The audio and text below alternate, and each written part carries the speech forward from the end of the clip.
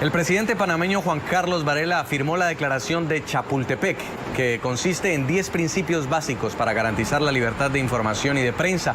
Y en el marco de la firma de esta declaración, le fue entregado el premio de Chapultepec a la exrelatora para la libertad de expresión, Catalina Botero. Pudimos conversar con ella sobre cómo está la región en materia de libertad de expresión y sobre todo los duros momentos que tuvo que enfrentar al frente de esta relatoría para que quienes cuestionaban lo que estaba haciendo la Relatoría de la Libertad de Expresión no lograran quitarle ni autonomía ni recursos a este organismo que se encarga de defender a los periodistas en todo el continente.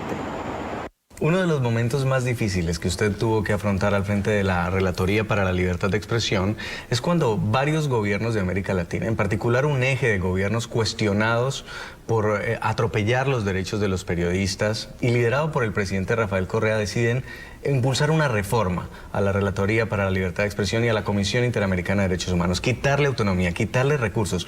¿Cómo logró sobrevivir a esta petrodiplomacia que estaba pretendiendo desbaratar la Relatoría? Yo no le voy a decir que fue fácil, pero era previsible. Digamos, uno sabe que cuando trabaja en derechos humanos, el trabajo es un trabajo difícil y a veces aparecen unos enemigos y a veces aparecen otros y pues por supuesto que a los gobiernos no les gusta oír las críticas de los organismos internacionales. Nunca, por supuesto, uno podía imaginarse que la respuesta iba a ser tan dura y tan agresiva. Creo que logramos sobrevivir porque apelamos a la vocación democrática de muchos sectores de la región.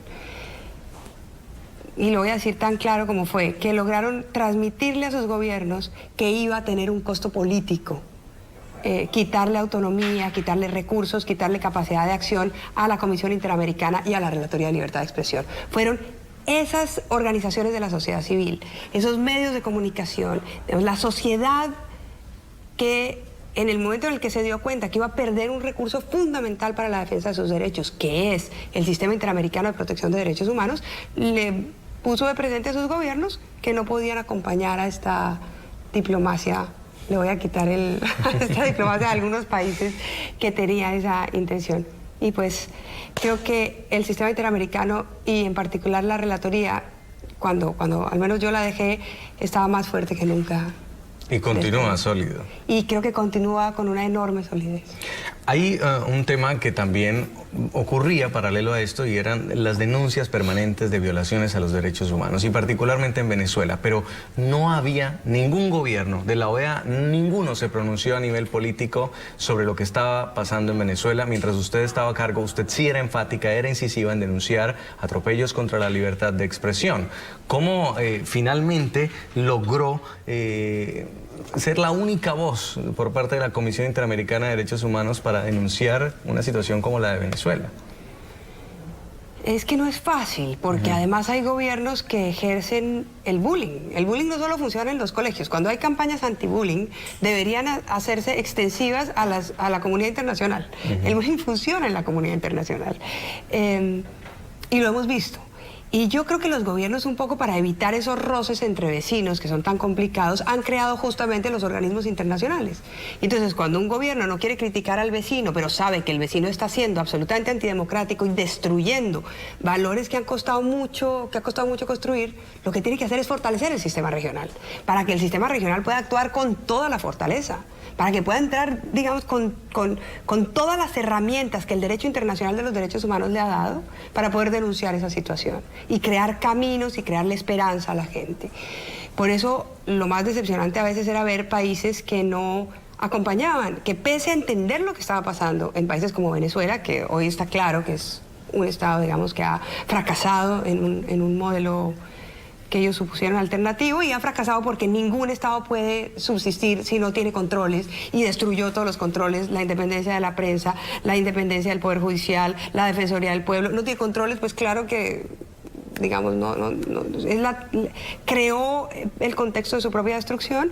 Creo que lo que esos vecinos tenían que hacer era proteger el sistema regional. Logramos que lo hicieran, pero fue un trabajo duro y fue un trabajo que se logró gracias sobre todo al apoyo de la sociedad civil. ¿Y cómo le parece todavía el silencio que se mantiene en la región a pesar de las detenciones a opositores en Venezuela, el encarcelamiento de líderes opositores, periodistas que están siendo censurados, votados de sus medios de comunicación, y el único que se pronuncia es UNASUR? Porque ayer escuchábamos al expresidente Samper decir que en Venezuela no hay independencia de poderes, pero para muchos en la oposición venezolana está hablando de una Venezuela que no existe.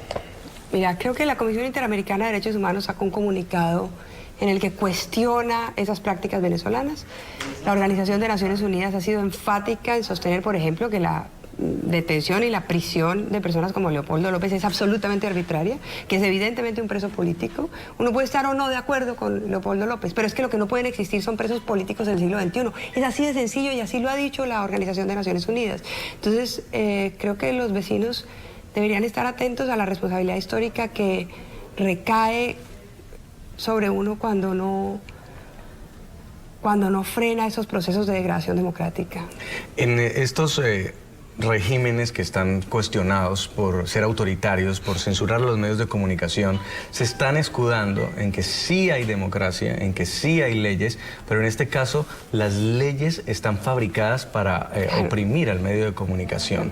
¿Cómo hacerle entender a la comunidad internacional que lo que está pasando realmente es un atropello a la libertad de expresión? Porque las declaraciones de este grupo de presidentes hacen ver un manto de transparencia, como en lo que están haciendo. Sí.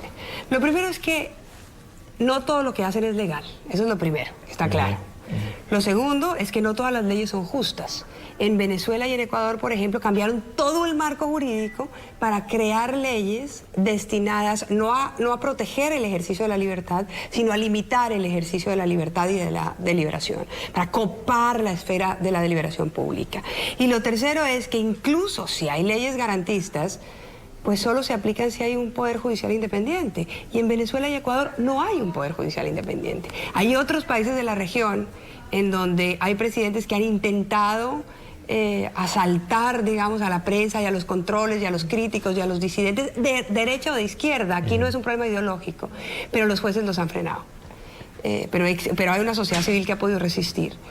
Eso no ha pasado en estos países, porque lograron cooptar al Poder Judicial. Hoy los jueces tienen miedo o simplemente saben que si no hacen lo que el Poder Ejecutivo ordena, pues los meten a la cárcel, como metieron a la cárcel a la jueza Fiori durante muchos años. Pues quiero agradecerle mucho este tiempo a Catalina Botero, exrelatora para la libertad de expresión de la Organización de los Estados Americanos. Hoy, Premio Chapultepec. Felicitaciones una vez más y mil gracias. No, por Dios, muchas gracias a ti. Como te digo, siempre es un placer estar en NTN 24.